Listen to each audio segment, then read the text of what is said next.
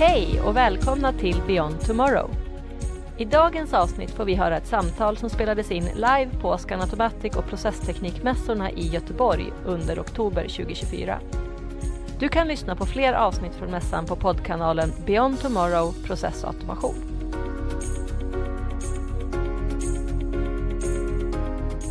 Hello and welcome to Beyond Tomorrow at Scanautomatic and Process Technology 2024. My name is Nicole Safai and I work with life science and cybersecurity at Plant Vision. For this episode, I'm joined in the studio by Jiunn-Jer Sun, who is a certified senior cybersecurity expert at Phoenix Contact. Welcome, JJ. Perhaps you can start by telling us a little bit about who you are, your background and experience, and what you're working with today. Oh, thank you, Nico.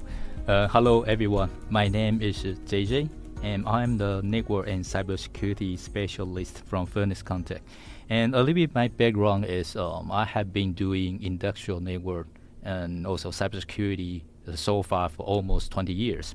And I'm very happy to be here, sharing here in the podcast to share my experience. And also, I'm very much into if someone who listen to our podcast and give us some feedback, I'm very much to learn to each other. Yeah, great. So it's going to be very interesting to have this podcast with you. The topic is IoT security, the myth, the truth, and advice. How did you come up with this topic, and what would you say is the key message you want to deliver to the audience? Thank you. I think the key message here is I'm actually come to here to ring the alarm, because I think most of us in the industry, for example, for machine builders, for system integrators, for asset owners, they have a system or have a machine running, and most of them, I mean, nowadays, who does not have IoT in the system, in the machine? So I'm here to ring the alarm to give them a warning that, hey, please think about cybersecurity. Because, for example, IoT, we talk about different kind of IoT application. That can be, for example, the simplest one, for example, pushing data to the cloud, doing data analysis and showing to remote like visualization, or another type of application that can be remote access. So make easy for a technician to connect remotely to the machine or system to do technical support. So these kind of things, we use those kind of technology almost more or less every day. And that is very critical for us because we see more and more security issues, especially attack to automation control systems. And when you think about this, and that's actually a bigger risk for us, because IoT and security, these two terms are actually very conflicting terms. There's a lot of conflict between them. Yes. Yeah, that's very interesting. I agree with you. So you speak about IoT versus security. What would you say are the conflicts? Oh, okay. So IoT and security, some people even told me that you should not put these two together. Because, these two terms present two big mega trend, market trend, two big mega trend, because they share one thing in common, that is these two things actually covers a lot of sectors, cross sector, a lot of industry. So I think more or less every industry or every sector need or follow the market trend. They implement IoT, and now they will need security. That's the only thing they in common. But the conflict thing is, when we implement IoT, I think that was 10 or 15 years ago, and these kind of things, when we implement to our machine, our system, we think about, we want to connect to internet. We want our data sent to the cloud. So we need some device so that's collecting the data, sent to cloud. It has to be open, and then it has to be easy to use, because we have so many machines, so many systems. And when they choose the supplier always tell them, hey, you see this, we have a nice looking platform, easy to use. And it's so at that time, the focus is on the cloud, because we want fancy cloud application. We want a beautiful graphic visualization, things like that. But compared to cybersecurity, the story is totally different, because when we talk about cybersecurity, it's not only the cloud, it's also about the component, what component you are using, if the component is secure or not, or if the cloud is secure or not. So every time when I talk about cybersecurity, I think cybersecurity needs a holistic approach. Yeah, and if you think about a little bit deeper, then I think there wasn't any regulation that put restriction to IoT. The saying that you cannot do this and cannot do that. But when we comes to security, there are a lot of restrictions we need to follow. For example, there's a new EU directive, S2, or for example, CRA, the Resilience Act, and also IC 443 standard, this kind of thing that put a lot of restrictions to the system. So it's very, very different. One talk about open innovation, another one is a restriction, closed, and you follow the restrictions. So meeting these two is actually a very challenging thing. And unfortunately, when the user, most of the user nowadays, when they implemented the IoT, those kind of solution in their machine systems, they did not think about cybersecurity. And even until now, they still have the misunderstanding about their solution. They still thought, because I think my system is secure. Yeah, I think that's the biggest risk. Yeah. So that's interesting. You mentioned the misunderstanding, or if you would like, the myth of IoT security. What would you say is the misunderstanding? Yeah, I think the misunderstanding is, I just simply put, most users, they misunderstand, or they thought their solution is secure. That is because their supplier told them the solution is secure. For example, when we use VPN, remote access, so everyone, when they choose VPN, they say, hey, we have like a 266-bit, very, very long encryption, long key. That's very secure, right? So a user, if they are not like technical expert, they don't really dig into detail, they think, this is secure. So I think this is kind of misunderstanding. And also when they try to choose the product, or they read, for example, like a website, data sheet, or for example, the white papers that supplier offer to them, the supplier tell them, my solution is secure. So I have to say, not completely, not completely, right? Yeah. So that's the thing the user need to learn, or need to be aware of the truth. Okay, so that makes a lot of sense. Then following on from that, what is the truth then, would you say? Good question. So when it comes to truth, I mean, I would prefer, rather than I tell the audience, I tell all you who are listening to us, rather than I tell you what is the truth, I think it's better that you learn how to find out what is the truth, right? You to learn how to do it. So I would like to say, it's a simple way to explain this. So just follow the industrial cybersecurity standard for automation control systems, that is IEC 60443.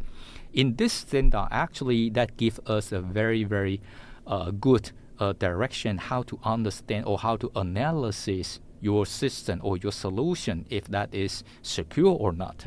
For example, we talk about the standard. The standard actually break down cybersecurity into three levels. So the top level is policy and procedure. Okay, so if your company, or if your supplier's company follow the security procedure to develop the product, to produce the product, okay, how they, for example, operate the cloud, they follow a secure procedure. Okay, do they have a good policy? So this is one side. And on the second level is about system security. Okay, so when the supplier gives to you, it's not just a IoT gateway or IoT edge computer. It's not only a simple box. It's also a system. So include the IoT box and also the cloud and also the remote, for example, laptop or workstation. All together, we call this is a system, right? So in a system, how do you analysis if it is secure or not? And then the bottom layer is the component. So each single component, you should think about, is it secure or not? For example, your IoT box, is it secure or not? Or for example, very often our IoT supplier, when they tell you, hey, our security IoT is very secure, and then they give you a small box, simple small, hey, say, use this box and connect to our cloud. And you have everything, digitalization, and it's secure. So please think about this on the three different layers. Yeah, so I think this is the way we can analyze if the solution is secure or not. And especially, I will highlight regarding to IoT, we see a lot of security risk threats. So that's why the IEC 3443 working group is working on a new technical document to a new technical report we call IEC 3443-1-6. So this is a new document, especially addressed on this topic. Mm-hmm. Yeah, so you speak about documents and standards. I was thinking, could you please explain the IEC 62443-1-6 standard a bit more? Yes, because this is a quite new technical document, or we say technical report. And this document actually address on IoT security. And simply put, this document has two parts. So the first part, it talks about, give you an idea what is the risk. So if you have IoT in your system, so what is the risk in your system? Okay. And then the second part is based on the understanding or what we know the risk, what is the answer? What is the answer?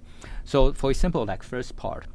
So in the document, it explains why IoT brings risk to your machine. That is because IoT actually connect to internet. That's the first one. And that create backdoor. I think many people already understand. But more serious is because in the past, when we design or implement a machine or system, we basically follow a structure. So we call this Purdue model. And this structure has different layers. For example, levels, level 1, 0, level 1, level 2, level 3. So at the bottom level, we have the I/O, sensors, aggregators, this kind of edge device. And level 1, we have the basic control like PLC controllers. And level 2, we have this, for example, touch panel or SCADA systems. So it follows a structure. And by following the structure, we can do, for example, secure in-depth, multi-layer or defense or secure in-depth. But when you put in an IoT, for example, gateway or computer inside your automation control system, that actually breaks down the boundary, breaks down the levels. Because very often we have an IoT device connect to the end device. Also, at the same time, it sends data to the cloud. And even worse, that the IoT gateway or IoT edge device might connect to more than one levels. So actually, it can bypass your secure mechanisms, access control or restrictions that can bypass your security mechanism. So that's the risk what we are talking about. So that's why I think the second part of this document, it highlights how to deal with this. And especially it talks about, for example, using zero trust into your machine or into your system. Okay, yeah. So for anyone who doesn't know about zero trust, what would you say zero trust is, and how would you say that it applies to industrial automation control systems? Yes, I think zero trust is maybe it's not new for the IT, but they want to bring this concept into OT environment. Okay, but zero trust is something, we say a concept is never trust, always verify. That means whoever want to access a system or a machine, So either your employee or, for example, the outside technical support, whoever want to access the system, you have to do authentication first to verify who is accessing and give the person least privilege. So give the minimum to them. Okay, so simply put, in a more security term, it's authentication, authorization, and the least privilege. That's the basic concept of zero trust. And nowadays we see there are suppliers, zero trust supplier, who also want to jump into this OT market to make OT system more secure by using zero trust. And their approach is they host a zero trust cloud. Okay, and the users who can purchase their service and implement the zero trust policy in the cloud. So, for example, in a factory, we have factory workers, we have a PLC or controller as a component, hardware components, for example, and also maybe software applications running on workstations or even data.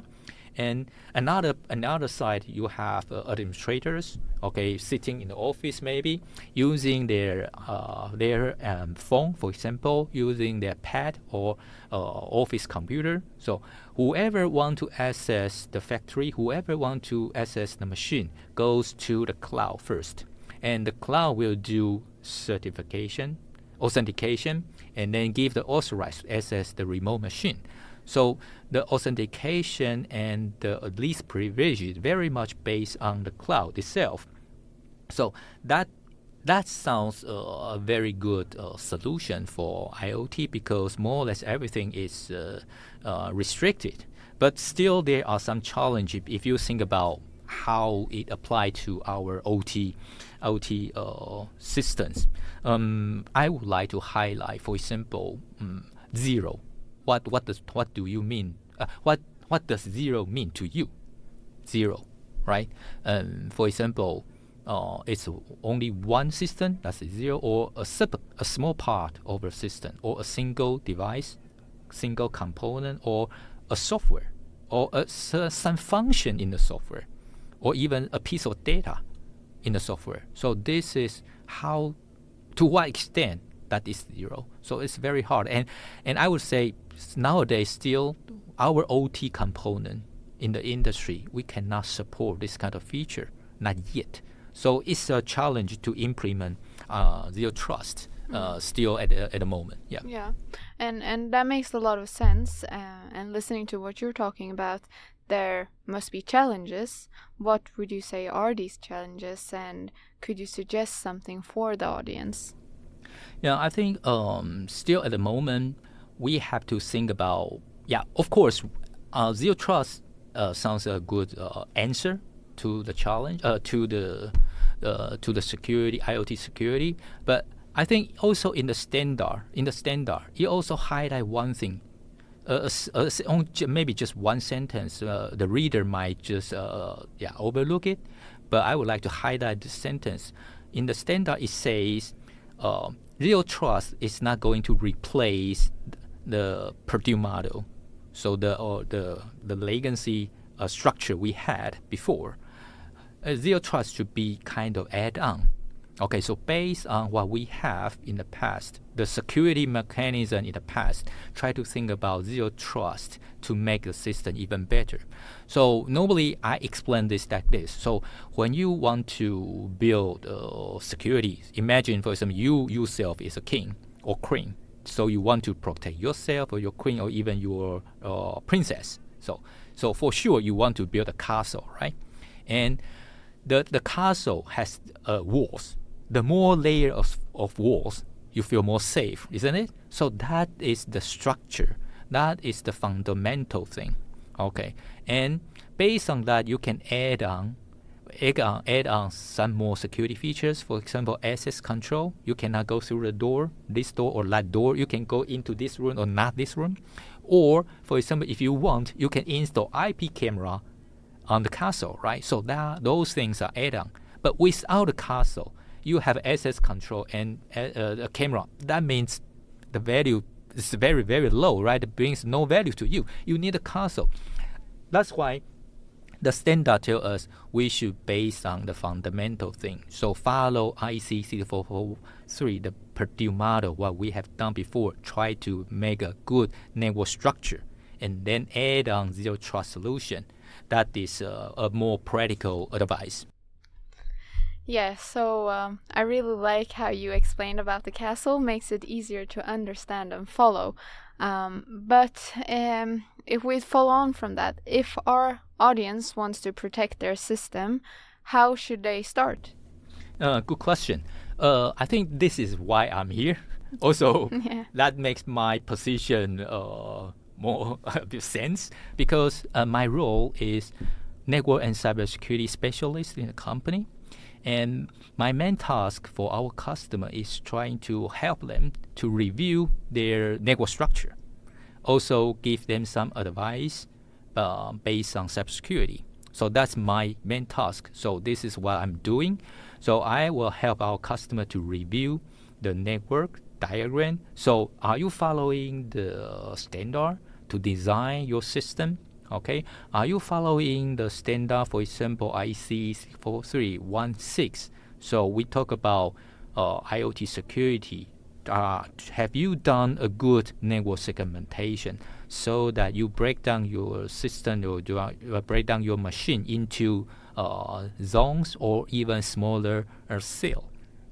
Okay, and if you can break down the system into smaller part, that means you are, to a certain extent, you are more close to zero, right? If you separate the zone or you separate a system into smaller zone or cell, that becomes we are getting closer to zero. So that means you have a good structure. Then you don't need 100% rely on zero trust supplier, which based on the cloud. So you can do zero trust on site, locally on site. I think that's a starting point. And then think about using, for example, open platform, edge computer or edge IoT gateway. Nowadays, there are many IoT computers, but looking for open platform. So for example, like Fluence Contact, we offer open platform. So that means if you want in the future, you can add on zero trust features into the IoT gateway. So you have a very solid fundamental structure, and then you have the chance to make your system better, add on the zero trust features in the future, or even if you want to do it now, we can offer it. So that's why I'm here. I'm telling our audience, okay, welcome to contact me. You can, I will more than happy to review your system and give our advice. And we offer a wide range of products to enhance your security. Yes. Okay, wonderful. It really is a super interesting topic, and we could probably keep talking about it for another hour, but I'm thinking it's time to try to wrap things up. It might be good if we try to summarize what we talked about. So what would you say shortly is the most important thing our listeners should take away with them? Thank you, Nico. I think I also thank you for all audience. Spend your time to be with us, and I hope all you have this get some good ideas, and so that you can start to think about, is my IoT enabled machine or IoT enabled system, is it secure or not? Should I review it? Yeah, I'm more than happy to start to think about this. And if you don't review all, from my point of view, is a kind of risk. So start to review. And if you need help, come to us. I think that's, So don't forget IoT and security. We have to find a good balance between these two complex mega trends. Yeah, perfect. Thank you so much, JJ, for joining us today and sharing your knowledge and insights. Thank you, Nicole. And also, thanks to all of our listeners. I hope you gained some useful insights and inspiration to help you on your digitalization journey with process and automation.